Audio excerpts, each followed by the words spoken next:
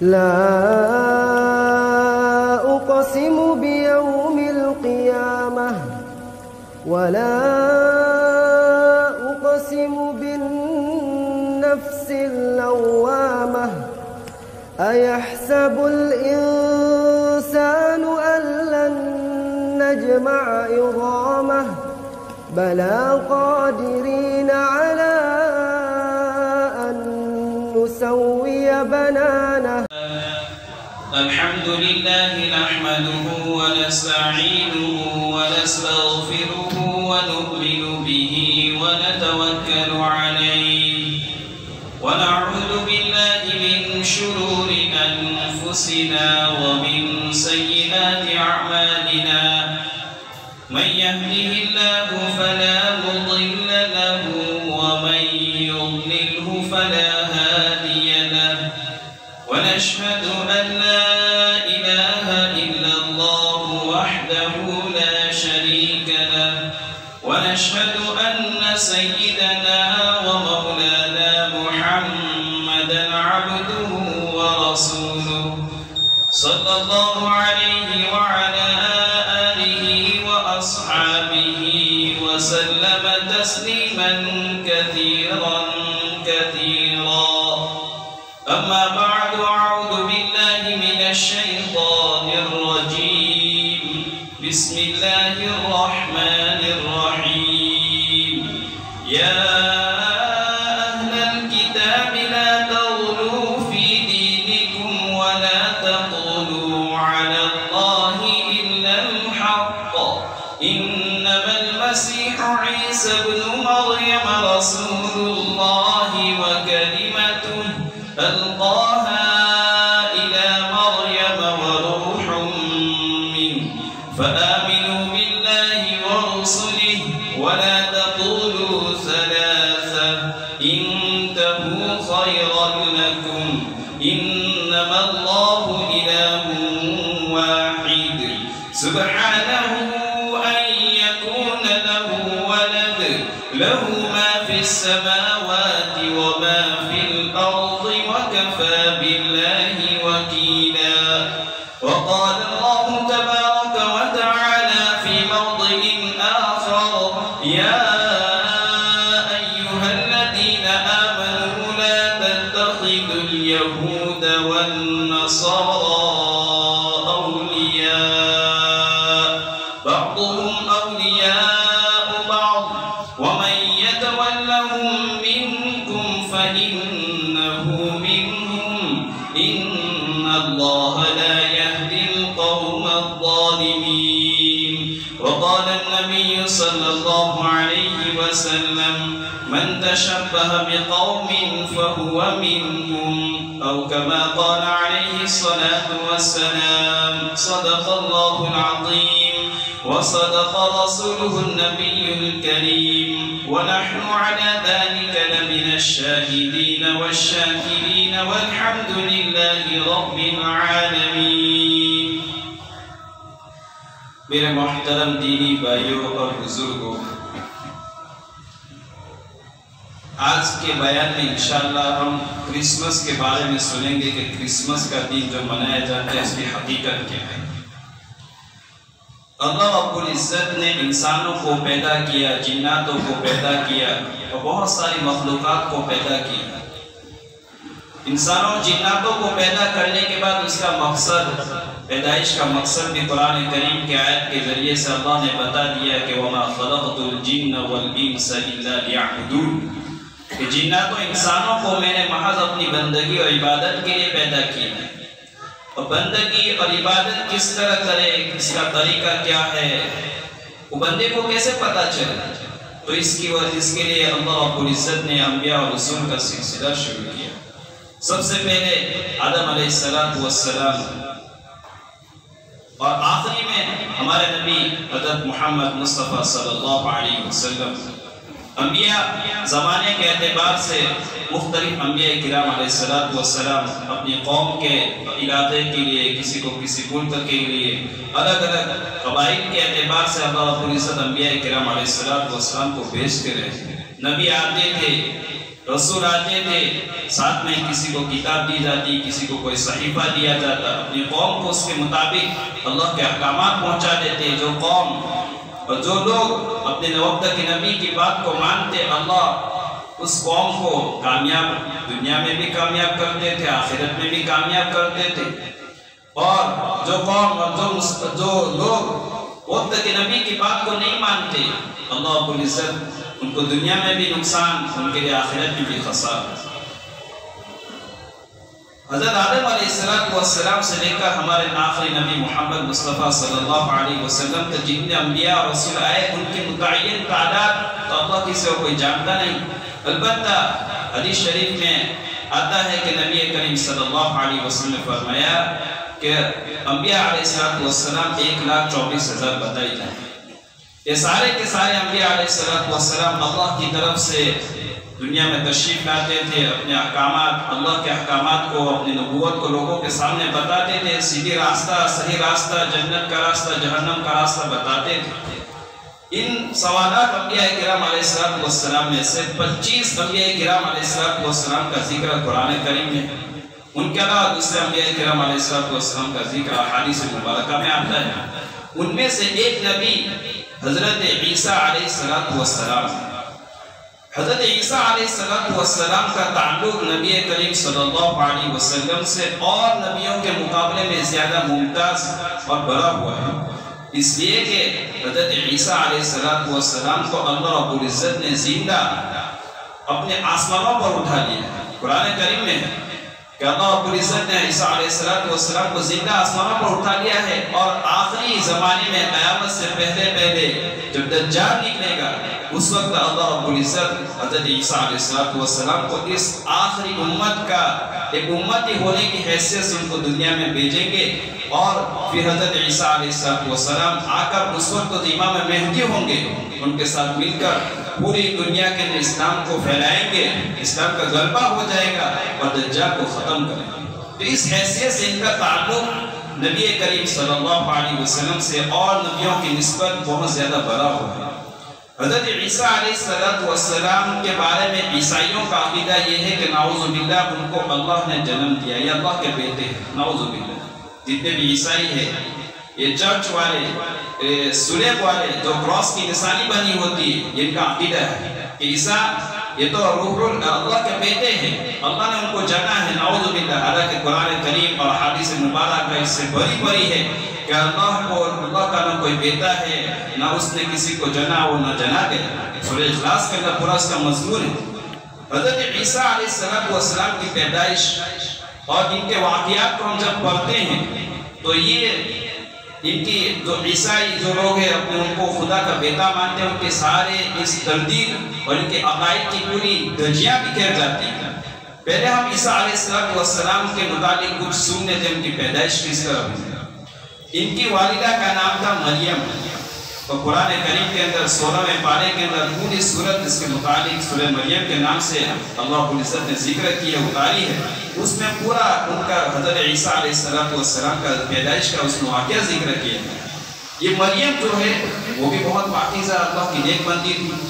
ان کے والد اور ان کی والدہ، ان کے والد کا نام تھا مریم، کے والد کا نام تھا عمران، تیسرے پارے میں اس کا تذکرہ ہے۔ ان کی والدہ کا نام تھا حنا، اور یہ دونوں حضرت عمران جو تھے وہ سلیمان علیہ السلام کے اولاد میں سے تھے، اور یہ حضرت حنا جو ان کی والدہ ہے حضرت مریم کی، یہ جو ہے وہ حضرت داؤد علیہ السلام کے خاندان میں سے۔ یہ دونوں بنی اسرائیل، حضرت موسیٰ علیہ السلام جس قوم میں بنی اسرائیل کے اندر اللہ نے بہت سارے انبیاء کو بھیجا، تو ان کا تعلق اس میں سے یہ دونوں حضرت حنا بھی اور حضرت عمران، یہ دونوں بڑے اللہ والے تھے، بڑے بزرگ تھے، اپنے وقت کے بڑے امام گنے جاتے تھے۔ لوگ ان کے پاکیز بھی اور ان کی بنا پر حضرت عمران کو اپنے وقت اپنا امام بنایا ہوا تھا، لوگ ان کے پیچھے نماز پڑھتے تھے۔ دونوں کی شادی ہوئی، اب دونوں کی شادی کو کافی مدت ہو گئی، لیکن ان کے یہاں کوئی اولاد نہیں تھا۔ تمنا تھی کہ ہمارے یہاں اولاد ہو جائے، چنانچہ جو حضرت حنا ہے یعنی مریم کی والدہ اور حضرت عیسیٰ علیہ السلام کی نانی حنا، انہوں نے یہ اللہ سے دعا کی درخواست کی، اللہ سے مانگا کہ ہمارے یہاں کوئی اولاد ہو جائے، تو ہم ان کو اس وقت کی جو بیت المقدس یعنی فلسطین کے اندر جو مسجد اقصی ہے، اس مسجد اقصی کا جو بھی میرے یہاں بچہ ہوگا اس کو میں اس کا خادم بنا دوں، اس کے لیے میں وقف کر دوں گا۔ اللہ رب العزت نے ان کی دعا کو قبول کر لیا۔ قرآن کریم کے اندر اس کا ذکر اللہ رب العزت فرماتے ہیں إذ قالت امرأة عمران رب إني نذرت لك ما في بطني محررا فتقبل مني۔ یاد کیجئے اس وقت کو جب کہ مریم ابن عمران کی بیوی حنا نے اللہ سے نظر مانی، منت مانی کہ اگر آپ میرے یہاں کوئی اولاد ہوگی تو میں اس کو تیرے گھر کی خدمت کے لیے، مسجد اقصی کی خدمت کے لیے وقف کروں گی۔ فتقبل منی انک انت السمیع العلیم، تو اس کو میری طرف سے قبول کر لینا، تو بے شک تو سننے والا اور جاننے والا ہے۔ اللہ رب العزت نے اولاد کی نعمت ان کے یہاں عیاں ہو گئے۔ جب ولادت ہوئی تو ولادت کے موقع پر پتہ چلا کہ ان کے یہاں بیٹی کی پیدائش ہوئی۔ بیٹی یعنی حضرت مریم علیہ السلام حضرت عیسیٰ علیہ السلام کے والد ہیں۔ بڑے پریشان ہو گئے کہ ہم نے تو منت مانی تھی مسجد اقصی کی خدمت کے لیے، جو ہوگا لڑکا ہوگا تو اب لڑکی تو کیسے خدمت کرے گی۔ اللہ رب العزت نے ان کی اس پریشانی کو دور کر دیا۔ فتقبل منی، آپ ٹینشن مت لیجیے، آپ پریشان مت ہوجیے، ہم آپ کی طرف سے آپ نے جو منت مانی تھی، بڑے آپ کے یہاں لڑکی کی پیدائش ہوئی ہے، ہم اس کو قبول کر لیتے ہیں اور ہم اس کے ذریعے سے آپ کے خاندان کو عزت بخشیں گے۔ فتقبلها ربها بقبول حسن وأنبتها نباتا حسنا، چنانچہ وقف کر دیا۔ جب وقف کر دیا تو اب بات آئی کہ اس کی پرورش کون کرے، تو اس کے لیے اس وقت کے جو نبی تھے حضرت زکریا علیہ السلام، انہوں نے کہا کہ میں پرورش کروں گا، لیکن لوگوں نے کہا کہ نہیں بھائی یہ تو بہت پاکیزہ ماں باپ کی بیٹی ہے، ہم سب پرورش کریں گے، سب میں کہے وہ کہے کہ میں کروں گا، یہ کہے کہ میں کروں گا۔ اس بات پر لوگوں نے فیصلہ کیا کہ ہم چٹھی ڈال دیں، قرآن اندازی کرتے، اس میں جس کا نام نکلے گا وہ اس کی پرورش کرے گا۔ چنانچہ چٹھی ڈالی گئی تو اس میں اس وقت کے نبی حضرت زکریا علیہ السلام کا نام نکلا، چنانچہ ان کی پرورش میں آ گئی۔ اور یہ حضرت زکریا علیہ السلام ان کے خالو رکھتے تھے، رشتے میں حضرت مریم کے خالو ہوتے تھے، چنانچہ ان کی پرورش میں آئی۔ اور ہم سب جانتے ہیں کہ خالو کی حالت ہمارے گجراتی میں کہوت ہے کہ ماسی جو ہوتی ہے ماں کی طرح ہوتی ہے، خالہ تو اپنی والدہ کی، دو بہنیں ہوتی ہیں، دونوں بہنیں، اب ایک کا بیٹا دوسرے کا بیٹا، تو اس کے ساتھ جو سلوک کرتی ہے، ایک خالہ اپنے بھتیجے کے ساتھ، اپنی بہن کے لڑکی کے ساتھ جو سلوک کرتی ہے اپنے حقیقی بیٹے کی طرح کرتی ہے، تو خالو ہونے کی حیثیت سے ان کے حصے میں آ گئی۔ اور اس وقت پہلے کے زمانے میں بھی ایسا تھا کہ جہاں عبادت گاہیں مسجدیں بنی ہوتی تھی، اس کے متصل کچھ کمرے، کچھ مکانات بنا دیے جاتے تھے، جو مسجد کی خدمت کرنے والے امام اور مؤذن اور جو خادم ہوتے تھے ان کے لیے وہ کمرے دیے جاتے تھے کہ آپ وہاں رہیں۔ اور جو رمضان کے موقع پر اسی طرح عام دنوں میں جو اعتکاف کرنے والے ہوتے تھے ان کے لیے وہ کمرے کو انتظام کیا جاتا تھا کہ اس میں اپنا سامان رکھ کے اس پر رہے۔ حضرت زکریا علیہ السلام کی جب کفالت میں آئی، ان کے پرورش میں آئی، تو انہوں نے حضرت مریم علیہ السلام ان کے لیے وہ کمرہ متعین کر دیا۔ وہ کمرہ ایسا تھا کہ وہاں ان کے علاوہ کوئی آ ہی نہیں سکتا تھا، صرف حضرت زکریا علیہ السلام اس کمرے میں داخل ہوتے تھے، ضرورت کے وقت ان کے پاس جاتے، ان کو جو ضرورت ہوتی وہ تو دیتے، پھر رات کو اپنے گھر لے جاتے اپنی خالہ اپنی بیوی کے پاس، پورا دن وہاں رکھتے۔ اس طرح کرتے کرتے ان کی پرورش ہوئی۔ حضرت مریم جو علیہ السلام بڑی پاکیزہ، وہ بڑی عبادت گزار تھی، ان کے متعلق بھی قرآن کریم کے اندر پاکیزگی کے اللہ کی طرف سے برگزیدہ ہونے کے ان کے واقعات اور آیتیں آئی ہیں، اور ان کے معجزات بھی عجیب ہیں۔ حضرت مریم علیہ السلام حضرت زکریا علیہ السلام کہتے ہیں کہ جب میں ان کے کمرے میں داخل ہوتا تھا، میں ان کے پاس کوئی فروٹ، کوئی کھانے کی چیز نہیں چھوڑ کے جاتا تھا، لیکن اللہ کی طرف سے یہ برگزیدہ بندی تھی، اس کے پاس بے موسم کے پھل ہوتے تھے۔ میں ان سے پوچھتا وَكَفَّلَهَا زَكَرِيَّا فَلَمَّا دَخَلَ عَلَيْهَا زَكَرِيَّا الْمِحْرَابَ وَجَدَ عِندَهَا رِزْقًا۔ حضرت مریم سے پوچھتے کہ مریم تیرے پاس پھل کہاں سے آئے؟ وَجَدَ عِندَهَا رِزْقًا قَالَ يَا مَرْيَمُ أَنَّى لَكِ هَذَا قَالَتْ هُوَ مِنْ عِنْدِ اللَّهِ۔ تو مریم کیا یہ تو اللہ کی طرف سے، میرا اللہ نے، یہ معجزہ اللہ کی طرف سے ان کے پاس بغیر موسم کے پھل آ جاتے ہیں۔ قالت هو من عند الله ان الله يرزق من يشاء بغیر حساب، بے شک اللہ جس کو چاہتا ہے بغیر حساب کے رزق دیتا ہے۔ اس طرح ہوتے ہوتے ان کی پرورش ہوئی اور بڑی ہو گئی۔ پھر جب بڑی ہوئی تو اللہ رب العزت کی طرف سے ان کے پاس ایک مرتبہ حضرت جبریل علیہ السلام انسانی شکل میں آئے، اور یہ اپنے وقت کے جو لوگ تھے ان کے نزدیک بہت محبوب بن گئے۔ وہی ایک طرح ایک عورت ہے، اتنی پاکیزہ ہے اور اتنی اللہ والی ہے اور عبادت گزار، لوگوں میں ان کا چرچا ہونے لگا، تو لوگ ان کے پاس آنے لگے اور ان سے اپنی حاجتیں اور ان سے دعا کی درخواست کرتے رہے۔ اس طرح پورا واقعہ لکھا ہے۔ اب آگے چل کے جب یہ بڑے ہو گئی، بڑے ہونے کے بعد اب ان کی شادی تو ہوئی نہیں تھی، تو اللہ رب العزت کی طرف سے حضرت جبریل علیہ السلام انسانی شکل میں آئے۔ انسانی شکل میں جیسے ان کے پاس آئے تو گھبرا گئی اور حضرت جبریل علیہ السلام سے عرض کرنے لگی کہ آپ مجھ سے دور جائیں، دور رہیے۔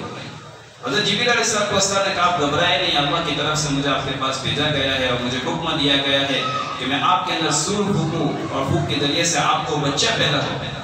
تو اور گھبرا گئی کہ یہ کیا بات ہے، میرے لوگ میری قوم مجھے کیا کہے گی۔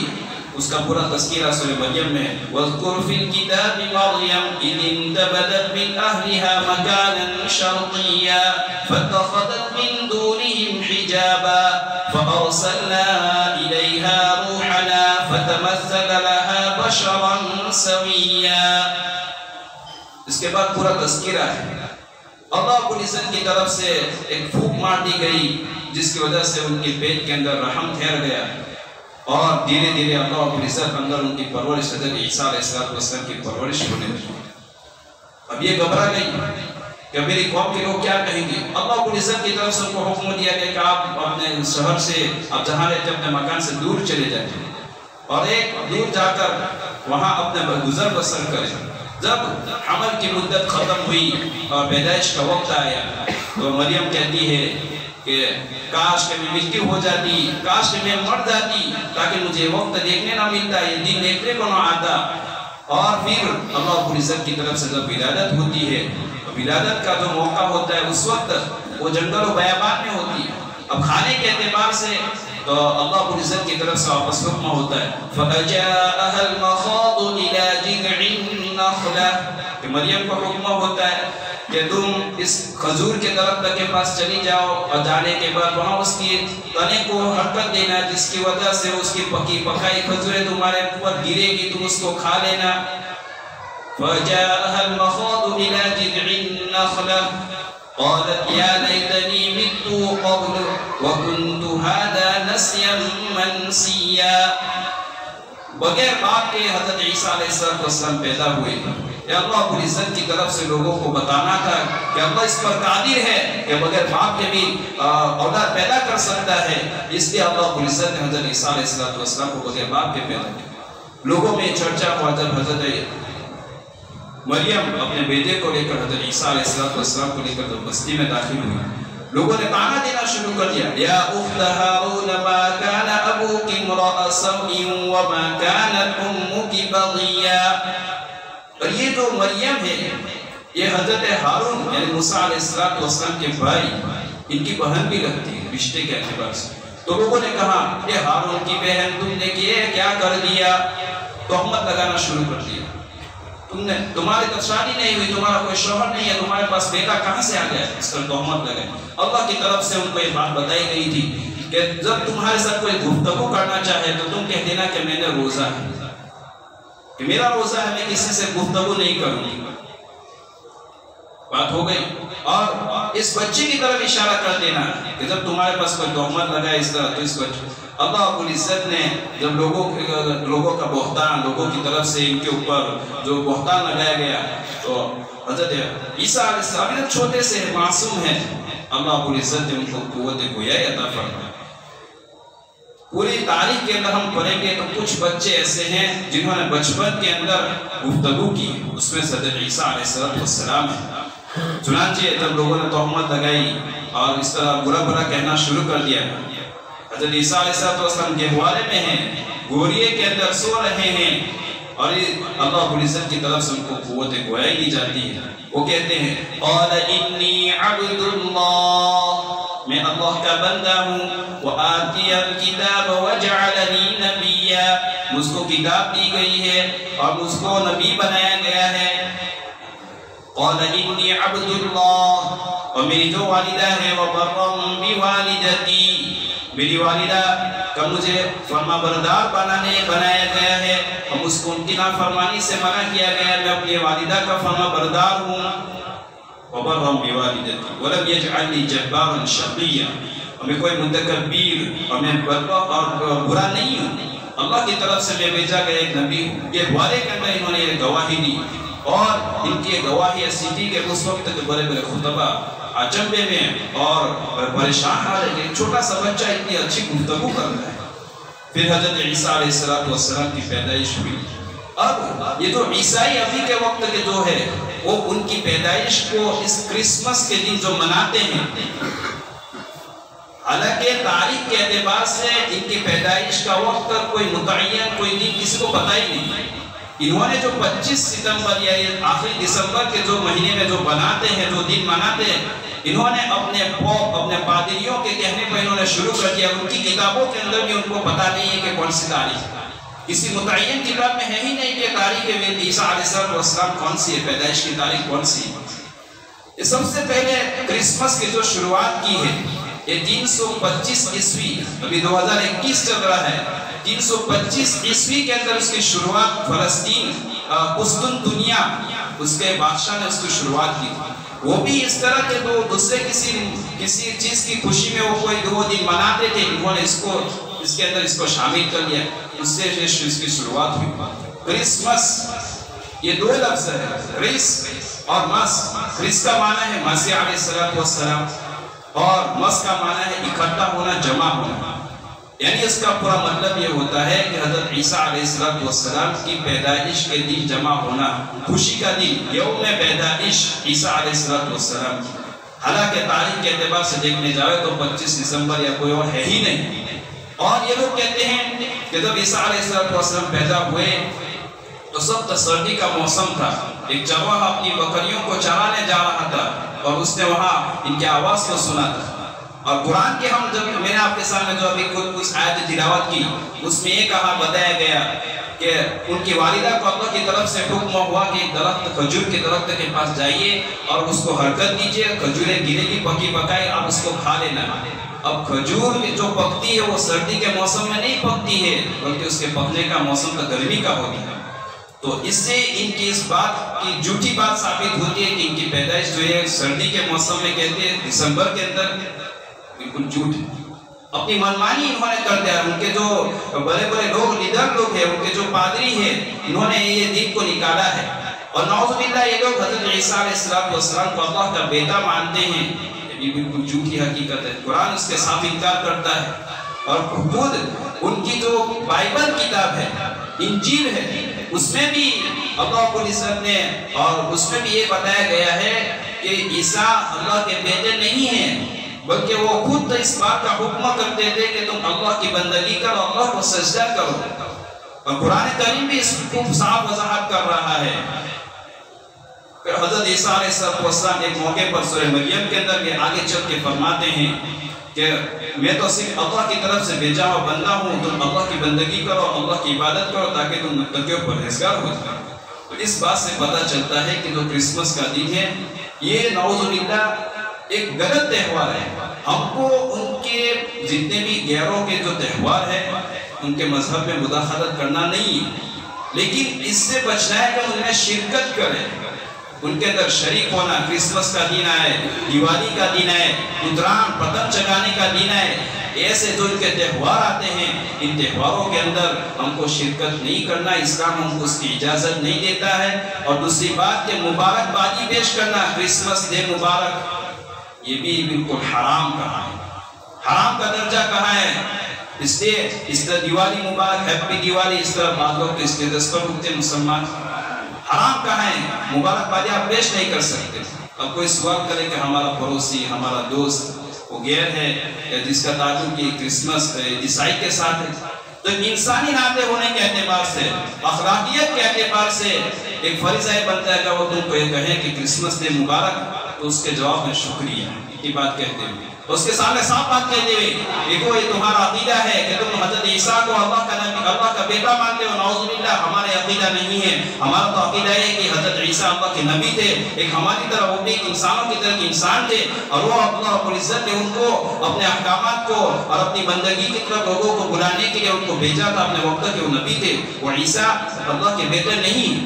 ان کو صاف الفاظ میں کہتے ہوئے ہم تمہارے ساتھ اس طرح شریک نہیں ہو سکتے. ہماری دوستی رہے گی، لیکن ہمارا تعلق پرس سے ہونے کے سے ہم آپ کے ساتھ اچھا سلوک کریں گے، لیکن اس طرح آپ کے تہوار میں ہم شریک نہیں ہوں. دیوالی کا موقع ہے، پٹاخے پھوڑنا، ابھی اتران کا موقع آئے گا تو اس وقت پتنگیں چلانا، یہ اسلام ہم کو اس کی اجازت نہیں دیتا ہے. من تشبہ بقوم فہو منہم، نبی کریم صلی اللہ علیہ وسلم نے صاف طور سے منع کر دیا کہ جو قوم جس کی مشابہت اختیار کرے گا وہ کل اس کے ساتھ ہو، اس کا حشر اس کے ساتھ ہو. ہم ذرا سوچ لیں کہ ہمارے نبی نے من تشبہ بقوم، کسی قوم کے ساتھ مشابہت اختیار کرنے سے کیوں منع کیا؟ مفسرین نے، محدثین نے اس کی بہت ساری وجہ نکلی ہے. پہلا سبب، اس طرح غیروں کے تہوار میں شرکت کرنا، ان کے تہوار میں شریک ہونا اور ان کے تہواروں کو منانا، اس لیے اس کو منع کیا. پہلا سبب یہ ہے کہ ایمان کا خطرہ ہے. ہم سب نے کلمہ پڑھا ہے، لا الہ الا اللہ محمد رسول اللہ. اس ایمان کے جانے رہنے کا خطرہ ہوتا ہے. اس لیے کہ جب آدمی اس طرح کے تہوار منائے گا، تہوار مناتے ایک تو سب سے پہلا کہ اللہ کی نافرمانی ہو جاتی ہے. اس دن تہوار کے اندر جانے شرکت کرنے کی بنا پر نماز کا وقت ہو جائے، نماز چلی جائے گی، اللہ کے اہم فریضے کو چھوڑ دیا جاتا ہے، اللہ کا اہم فریضہ چھوٹ جاتا ہے، اللہ کی نافرمانی ہو جاتی ہے، اللہ کا غضب اور قہر نازل ہوتا ہے. اگر ہم ایسے تہوار میں شریک ہوں گے تو ہمارے عقائد اور ہمارے ایمان کے اعتبار سے خطرہ رہتا ہے. اس لیے اس کو منع کیا گیا کہ جیسے انسان ہر وقت اس میں تہوار میں شرکت کرتا رہے گا، دھیرے اس کی عظمت، ان کے تہواروں کی عظمت، ان کے وقت اس کے دل میں آتی جائے گی، اور دھیرے وہ ایمان کمزور پڑتا چلا جائے گا. اور ایک وقت ایسا بھی آ سکتا ہے، اللہ نہ کرے، ایمان سے ہاتھ اٹھا. اس کے پہلا سبب جو بتایا تہواروں میں شرکت کرنے سے کہ ایمان کا خطرہ رہتا ہے. دوسرا سبب جو منع کرتے ہیں مفسرین اور محدثین کرام کہ خواہش پرستی، نفس پرستی میں انسان مبتلا ہو جاتا ہے. ایک مومن ہے، ایمان کی حیثیت سے اس کے اندر ایمان ہے، لیکن اس طرح تہواروں کی طرف شرکت کرنے کی وجہ سے وہ انسان خواہش پرست، نفس پرست بن جاتا ہے. اور ایک مومن کے لیے سب سے بڑے خطرے کی چیز ہے تو انسان اپنی منمانی پر اتر آتا ہے، نفس کی خواہش کو، نفس کے چوچلوں کو پورا کرنے پر اتر آئے گا، اپنے نفس جو کہتا ہے اس کے مطابق وہ اپنی زندگی کو گزارے گا. تو دھیرے وہ عقائد سے دور ہوتا چلا جائے گا. عقیدے جو ہمارے ہوتے ہیں، اللہ کی ذات سے ہونے کا یقین، اللہ کے پورا کرنے دھرنے والی ذات صرف اور صرف اللہ کی ہے، اس طرح کے عقائد جو ہے اس سے انسان دور ہوتا چلا جاتا ہے. دوسروں کے غیروں کے مذہب کے وقت اس کے عظمت اس کے دل میں چلی جاتی ہے. ایک سبب یہ ہوتا ہے. تیسرا سبب ہمارے محدثین فرماتے ہیں کہ ایسے موقع پر جب شریک ہوں گے تو اس میں لڑکے اور لڑکیاں بھی ہوتی ہیں، مستورات لیڈیز بھی ہوتی ہے.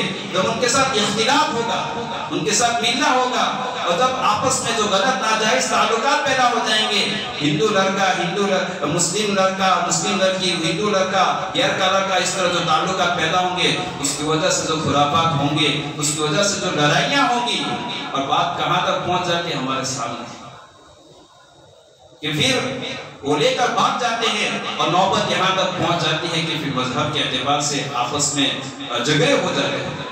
کیوں؟ سبب کیا بنا کہ شرکت، ان کے تہوار میں شریک ہوئے، ان کی لڑکی کی ہمارے مسلمان لڑکے سے آنکھ لگ گئی، یا کوئی اس کے ساتھ اس کے چکر میں پھنس گیا، اور آج ایسا ہو ہی رہا ہے. باقاعدہ مسلمانوں کو ان کے ایمان کے کمزور کرنے کی ایسی اسکیمیں، ایسی سازشیں ہو رہی ہے کہ آپ بات میں اس کے لیے پیسے دیے جاتے ہیں، ایجنٹ تیار کیے جاتے ہیں، لڑکیوں کو باقاعدہ اس کے لیے تیار کیا جاتا ہے کہ مسلمان نوجوانوں کو پھنساؤ، مسلمان نوجوانوں کو اپنے چنگل میں پھنساؤ، اپنے پیار و محبت میں پھنساؤ، ان کو ان کے ایمان سے دور کر دو، ان کو مجبور کر دو تمہارے ساتھ شادی کرنے پر، تمہارے ساتھ بھاگنے پر. تو ضرورت ہے اس بات کی کہ ہم ان کے ایسے شرکت، ایسے تہواروں میں شریک نہ ہوں. ہم اپنے ایمان کی جانچ پڑتال کرتے ہیں، اپنے ایمان، اللہ نے جو ایمان دیا ہے اس کی فکر کریں. تو ایک سبب یہ بتایا کہ ان کے شرکت کرنے کے لیے اس طرح کے فسادات ہوں گے، اس طرح کے جھگڑے کرے ہوں گے، اور نوبت یہاں تک پہنچ جاتی ہے، دھرم تک نوبت پہنچ جائے گی، مذہب تک نوبت پہنچ جائے گی۔ اور ایک جو سبب بتایا جاتا ہے ان کے شرکت کرنے کا کہ دھیرے دھیرے پھر انسان کہ دل کے اندر اسلامی عبادات، نماز ایک عبادت ہے، اللہ کا فرض ہے، روزہ ایک عبادت ہے، اللہ کا حج، زکوٰۃ، اس طرح جو اسلامی عبادات ہے، اللہ کے فرائض ہے، مساجد ایک شعار، مسلمان کا جو لباس ٹوپی ایک اسلامی نشانی، اذان ایک اسلامی نشانی، شعائر اسلامی جو شعائر ہے، اس کا دل ہٹ کر، اس کا دھیان ہٹ کر، اس کی عظمت، اس کے وقت اس سے دل کے نکل کر غیروں کے تہوار کی، غیروں کی رسم و رواج کی عظمت اس کے دل میں آتی ہے۔ یہ سب سے بڑا خطرہ۔ تہواروں میں شریک ہونا، کرسمس ڈے منانا، دیپاولی کے موقع پر پٹاخے پھوڑنا، ان کو مبارکباد دینا، ان کے ساتھ شریک ہو کر، ان کی دیوالی کے اندر شریک ہو کر پٹاخے پھوڑنا، ان کی خوشی میں خوشیاں منانا، اس طرح آگ پرستی دسہرہ کے موقع پر جو راون کو جلاتے ہیں ان میں جا کر ان میں شریک ہونا، اس طرح دوسرے جو تہوار ہے ان میں شریک ہونا، یہ سارے خرافات ہے کہ اسلام دھیرے دھیرے وہ مومن دن اپنی ایمان کو کھو بیٹھتا ہے۔ تو اللہ کے نبی صلی اللہ علیہ وسلم نے منع فرمایا من تشبہ بقوم فہو منہم۔ تو کرسمس ڈے کی حقیقت یہ ہے، صحیح تاریخ پیدائش کی کسی کو پتہ ہی نہیں ہے، انہوں نے جو تاریخ رکھی ہے وہ ان کے جو پادری لوگ ہیں ان کے بتائے ہوئے پہ انہوں نے شروع کر دیا ہے، اور نعوذ باللہ یہ حضرت عیسیٰ علیہ السلام کو اللہ کا بیٹا مانتے ہیں، حالانکہ یہ بات نہیں ہے، اور ان کا یہ عقیدہ بھی ہے کہ حضرت عیسیٰ یہ خدا ہے، نعوذ باللہ خدا مانتے ہیں ان کو، حالانکہ اور ان کی والدہ کو بھی ان پر تہمات اور الزام لگاتے ہیں، حالانکہ قرآن کریم کی آیت میں نے کچھ آپ کے سامنے پیش کی، سورہ مریم کے اندر پورا تذکرہ ہے کس طرح ولادت ہوئی، کس طرح پیدائش ہوئی، اور کیا ان کے پاک بازی کے متعلق، برگزیدہ ہونے کے متعلق ان کی والدہ اور خود حضرت عیسیٰ علیہ السلام اور ان کے ہاتھوں پر جو معجزات ہوتے تھے، کہ جو کوری آدمی ہوتا تھا حضرت عیسیٰ علیہ السلام اپنا ہاتھ مبارک پھیر دیتے تھے اس کے کور سے اچھا ہو جاتا تھا، اور جو پرندے جس کو مٹی سے بنایا جاتا تھا اس میں پھونک مار دیتے تھے وہ زندہ ہو کر اڑنے لگتے تھے۔ معجزہ اللہ رب العزت نے ان کو معجزہ دیا تھا، اتنے پاک اور اتنے افضل اور اتنے اچھے اتنے برگزیدہ رسول کے متعلق ان کا عقیدہ یہ ہے، اور خود وہ کہتے کہ خدا ہے تو خدا تو ہر عیب سے پاک ہوتا ہے۔ تو حضرت عیسیٰ علیہ السلام کے بارے میں آتا ہے تو وہ تو کھانا بھی کھاتے تھے اور لوگوں کے ساتھ بات چیت بھی کرتے تھے، اپنی ضرورتوں کو بھی پورا کرتے تھے۔ جو خدا ہوتا ہے تو خدا کو کھانے کی ضرورت نہیں ہوتی ہے، خدا تو عیب سے پاک ہوتا ہے۔ نبی کریم صلی اللہ علیہ وسلم کی حدیث مبارکہ میں آتا ہے جس کا مفہوم و خلاصہ ہے کہ حضرت عیسیٰ علیہ السلام اللہ کے نبی ہے، وہ کھانا بھی کھاتے ہیں، ان کی والدہ بھی ایک اللہ کی برگزیدہ بنتی تھی، وہ بھی کھانا کھاتی تھی، وہ بھی لوگوں کے ساتھ جاتی تھی اور اپنا ضروریاتوں کو لینے کے لیے بازار میں نکلتی تھی، اس طرح کا تذکرہ آتا ہے۔ تب یہ لوگ جو کہتے ہیں عیسائی مذہب والے کہ یہ خدا ہے، ان کا عقیدہ بالکل غلط ہے، یہ بات ان کی غلط ہے۔ قرآن اور حدیث ہم کو صاف منع کرتی ہے کہ حضرت عیسیٰ علیہ السلام جو تھے وہ اللہ کے نبی تھے، اللہ کے برگزیدہ بندے تھے، اور ان کی والدہ بھی پاک باز تھی۔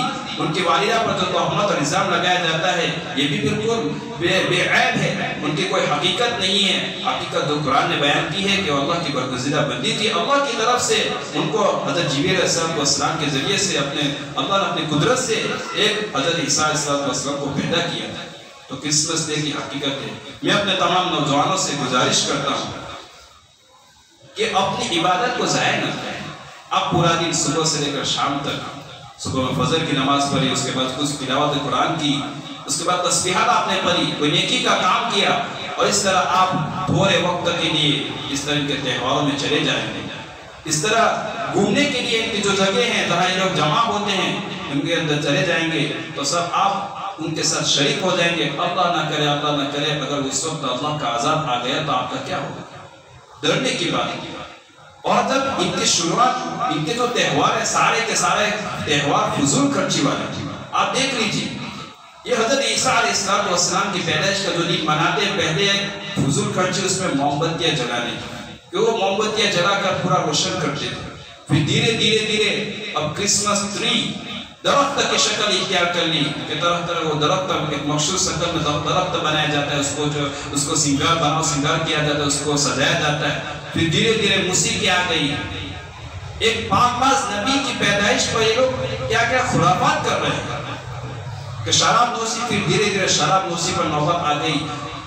فلسطین یا کسی برطانیہ کے بارے میں آتا ہے کہ کسی کرسمس کے دن 7 ارب 30 کروڑ پاؤنڈ کی شراب بیچی جاتی ہے. کرسمس کے دن برطانیہ کے اندر 7 ارب 30 کروڑ پاؤنڈ کی شراب بیچی جاتی ہے. اب مبارک نبی کے نام پر اس طرح خرافات یہ لوگ کر رہے ہیں. اللہ رب العزت ہم سب کی حفاظت فرمائے. اس لیے میں اپنے تمام نوجوانوں سے اور تمام والدوں سے درخواست کرتا ہوں کہ اپنے بچوں کی نگرانی کریں. اس طرح غیروں کے تہوار، آگے اتران کا تہوار آتا ہے، پتنگ چگانے سے اتنے پیسے آپ اپنے بچوں کو کچھ کھلائیں گے پلائیں گے تو اس کی وجہ سے آپ کے بچوں کی جسمانی صحت بنے گی، آپ کے بچوں کے اندر اس کی طاقت آئے گی. برخلاف اس طرح ان کو پتنگیں دے کر اس میں کیا کیا نقصان ہوتے ہیں. بیچارے معصوم پرندوں کی پر کٹ جاتے ہیں، ان کی گردنیں کٹ جاتی ہے.